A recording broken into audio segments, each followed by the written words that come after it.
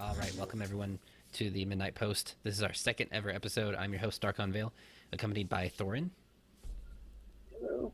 And today we're going to be talking about the Dyatlov Pass Incident.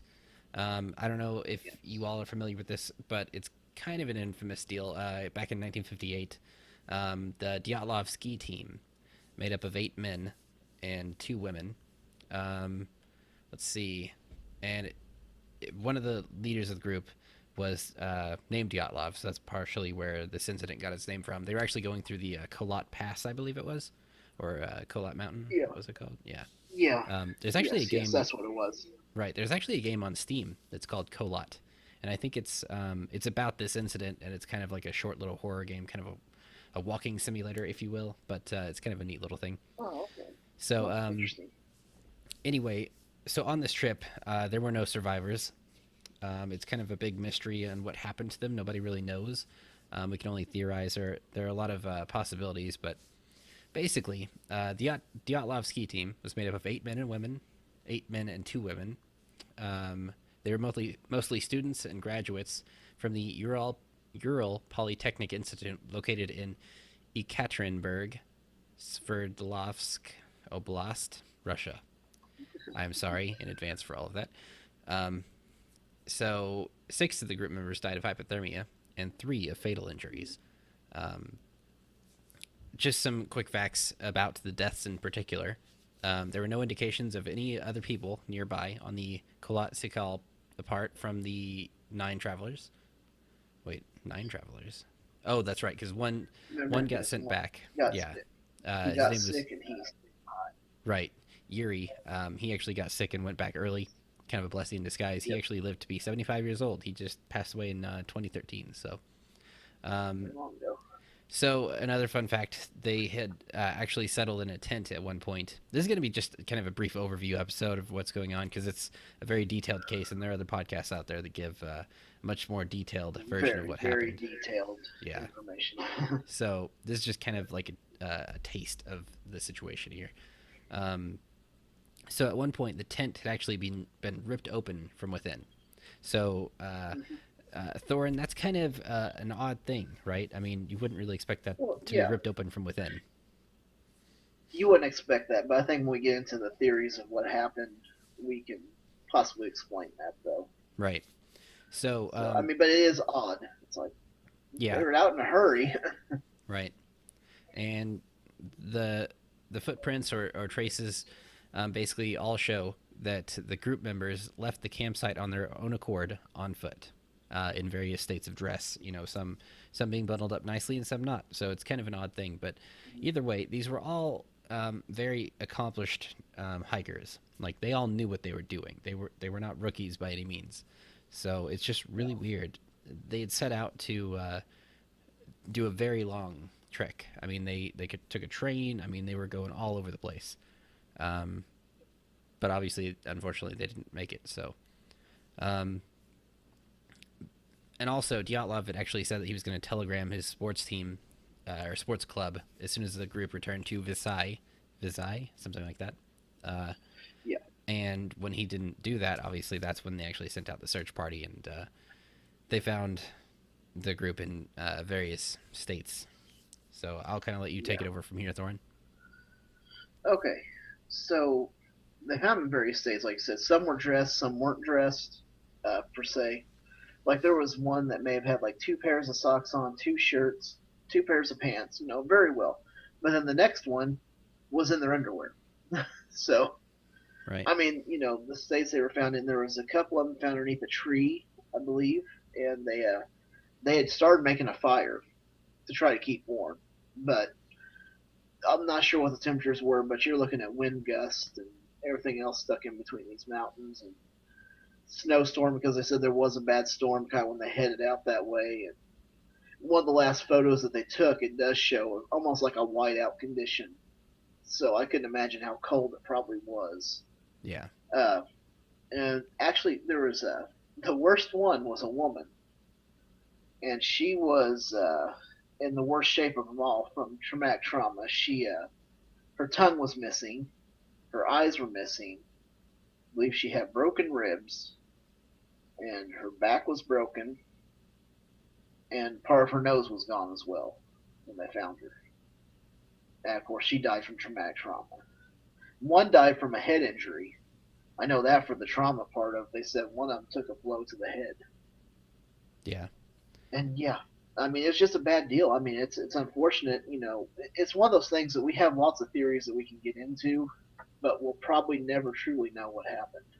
Yeah. I mean, it seems like so. Like I said earlier, some of them died of hypothermia, and then some of them actually had the traumatic injuries. Um, I mean, I think the official. I'm just going off memory here, but the official coroner's report said that they were dealing with natural forces which they could not overcome. So it's a very vague Yeah. statement. It doesn't really say anything. I mean, Yes. it just says that they died, Very very basically. vague. So the Yeah, ones pretty who had the much. traumatic injuries, though, I believe the theory is that they actually fell off a small cliff in the darkness, like they didn't know it was there, and so they It's actually very possible. fell to the bottom. Um, I know the woman who was missing the eyes. She was also partially in a stream, I believe, and so. Yeah, and that's probably where the nose actually was lost at because Mhm. her face being there was probably Yeah, the stream and is I think what probably took out. Could have also took out her eyes. Who knows? yeah, I mean, I think I read something about the eyes are being they're made of such a composition that can actually degrade when they're run underwater for a certain amount of time. So that could be it Yeah, too. I don't know about the tongue though. That's the weirdest one, and the tongue's a weird one we'll get into it in a little unless bit. she bit it off. Yeah, we'll get into it in a little bit, but just kind of a side note here. So I've studied a lot of UFO alien type stuff. And one of the common traits amongst, and it's pretty rare, but human mutilations. You always hear about cattle mutilations, but there are human mutilations as well. Um, and one of the common threads between those is that they will also be missing, sometimes a tongue, sometimes the eyeballs, the genitalia, whatever it may be. Um, and you've also heard of it seems like cows have been dropped from the sky because they'll find these cattle and the trees above them will have branches knocked out or whatever, like the tree had fallen through, like the cow had fallen through the tree. Like the We got call. trees falling through each other. No, so Yes. there's also mention in this case of one of the tree branches being partially broken. But as we're going to get into, that could have been from them climbing up into the tree to try and see where the camp was or where the home base was. Yes. Where the home base was, which is a So, pretty standard hiking survival skill that you need to know. yeah. So they'd That's something. actually, when this all happened, they'd actually camped down for the night. And the theory is that there were all of them in the tent together, obviously, because it's pretty harsh conditions. You're not going to be, walking around outside without, some very, very good reason. And Yeah. they actually found like food and stuff in there, like in the middle of the meal, like they were preparing to eat or in the Yeah. process of eating. And they actually had a homemade stove or like a hot plate, I guess, and they were actually cooking with that. And so one of the theories is that the tent was not properly ventilated, and due to this being kind of a homemade setup, the tent had begun to fill with smoke pretty rapidly. And so that might be why they took the knife and cut the tent from the inside to try and ventilate it. And when that didn't work, they basically had to get out of the tent like immediately. Maybe it filled up quicker than they thought, and we're off to the races from there. Yeah, except the only problem with that is if yeah, it was filling up with smoke, not a good thing. But why would you run that far away from it? Right. I Well, maybe mean, they got you just lost. got to deal with that. Well, yeah, but why would you run that far away to get lost from it? I mean, all you have to do is step out, make sure that door's open, get it ventilated out, and then somebody go in there and take care of the stove. Yeah, that's a I very mean, good we're point. talking these people. I mean, they're talking. They went far enough. They lost where the camp was and couldn't get Yeah. back. Yeah, it makes no sense to go that far away just for a little bit of smoke coming out of the tent. Yeah, So, I mean, again, that shows you how easy some of these theories can be debunked. I mean, everybody's trying to yes. explain it, but so let's go over some of the theories. So, one of them Okay. is the weapons testing theory. This is Oh one of the yes. theories talking about how the government might have been firing things off into the sky, supersonic booms, stuff like that, which could have scared the hikers, disoriented them. They didn't know what was happening, and so they tried to get away, thinking maybe they were going to get hit by something. because they were up in the mountains. So if they're shooting things up into the sky, that could be pretty close by. So, I mean, that's one. But we don't have any known records of that going on, as far as I'm aware, in that area. So, No, nothing they've ever said. yeah. And then the toxic snow theory. Um, so, this one is basically where they think that maybe the hikers had actually melted down snow for drinking water, and that maybe something toxic got into that and they were ingesting it, which would cause hallucinations and kind of disorientation in general, which could have led them to doing that. But I mean, I guess maybe if it Maybe, was, but I mean, how would the snow be so toxic, though? I mean, yeah, I guess wouldn't they have sampled it and found out if that could have been, the definitive answer? yeah, you would think so, and you wouldn't think that they're all I drinking mean, it I all at the would. same time. Yeah, I mean, that's kind of odd. So yeah, that's one of them. We've got next up the UFO/alien theory. Um, being kind of into ufology myself, I like this one. I don't know if it's accurate or not, but I like it. Oh boy. Basically, that they were, taken um, and returned. I mean, because when you look at these abductions, the Travis Walton case was one of the most famous ones and one of the most credible ones because there were literally 7 witnesses. So, and they all took the lie detector tests, all passed them with flying colors. Um, he was returned completely naked um, in the street in the rain, basically. A lot of these abduction victims are sometimes returned in various states of dress, sometimes with pants on inside out, or shirts inside out, whatever it may be. Almost like the aliens did not know exactly how we dress, but they gave their best guess. Like, oh, just Yeah, slap it on him, he'll be fine. just Um, hoping not. yeah. So Where do you and put like, the head through these things? yeah, right.